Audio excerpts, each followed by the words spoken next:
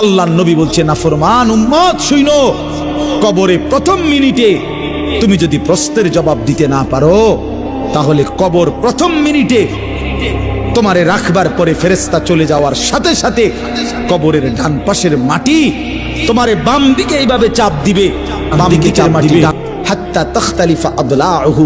আল্লাহর নবী বলেন, ডান পাশের হাড্ডি পাঁজর সব ভাঙ্গা চুইরা বাম দিকে চলে যাবে, বাম দিকের গুলো ডান দিকে চলে আসবে।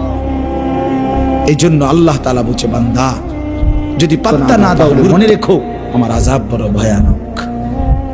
এই জন্য চলেন, ইনশাআল্লাহ রাত হয়েছে, এই গভীর রাতে প্রত্যেকের কাছে অনুরোধ করলাম, যে বুঝছেন, না বুঝলে নাই, যে যতটুকু বুঝলেন, প্রত্যেকে ইনশাআল্লাহ ফিকির করি যে আমি গুনাহ ছেড়ে দেব, আল্লাহকে ডাকবো, আল্লাহর হুকুম মানবো ইনশাআল্লাহ।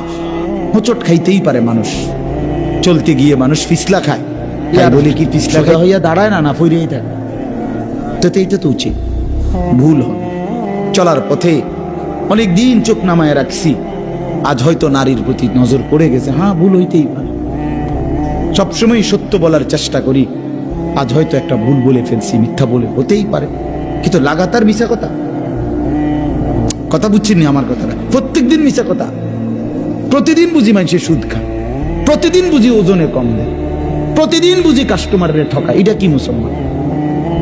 এ কেমন ধরনের পাপী? 30 বছর বুঝি প্রত্যেকদিন আপনার ঘরে, প্রতিদিন আপনার ঘরে নিয়ম মাফিক নাচ গান নর্তকের ছবি চলবে, আপনাদের আখিরাত নাই, আপনার বিবি বাচ্চার আখিরাত নাই, তো এরা মরলে কোথায় যাবে? তাদের পরিণতি কি হবে? আর আমি বাবা হিসাবে, অভিভাবক হিসাবে কি দায়িত্ব পালন করলাম? খাট পালং আর সোফা ফার্নিচার, কাঁচের প্লেট আর নুনের বাটি, এটাই ছিল জিম্মাদারি না? একজন মুসলমানের দায়িত্ব তার স্ত্রী সন্তানের জন্য এই শুধু খাট পালং আর সোফা ফার্নিচার ব্যবস্থা করা, এই তো না? বলেন না বাবা, বলেন তো কি দায়িত্ব ছিল? কোরআন শরীফে আছে, ওয়া'মুর আহলাকা বিস-সালাহ ওয়াসতাবির আলাইহা। আল্লাহ তাআলা বলেন, নবী আপনাকে বলছি, প্রতিটা বান্দাকে ঈমানদার বলে দেন, হে ঈমানদার, তোমরা প্রত্যেকেই নিজ নিজ পরিবারের সদস্যদেরকে নামাজের আদেশ করো। এই যে জিম্মাদারি, আপনার দায়িত্ব কি আল্লাহ বলছে, ওয়াসতাবির আলাইহা, এবং তুমি নিজেও নামাজের উপরে মজবুত থাকো।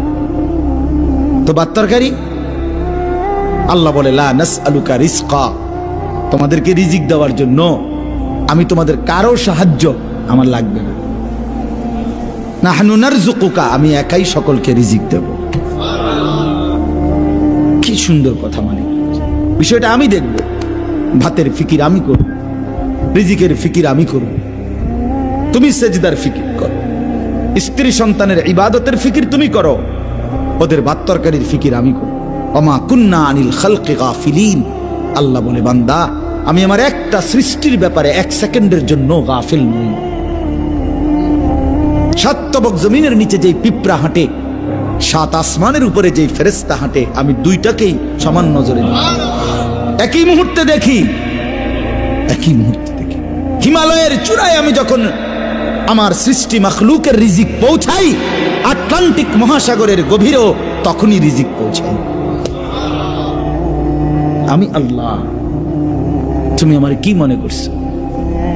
ওয়া ইম মিন শাইইন ইল্লা ইনদানা খাযাইনুহু, আল্লাহ বলেন আমার কাছে কোনো কিছুই স্টক সীমিত নয়, বড় খাজাইন, সমস্ত কিছু আমার কাছে ভান্ডারে ভান্ডারে ভান্ডারে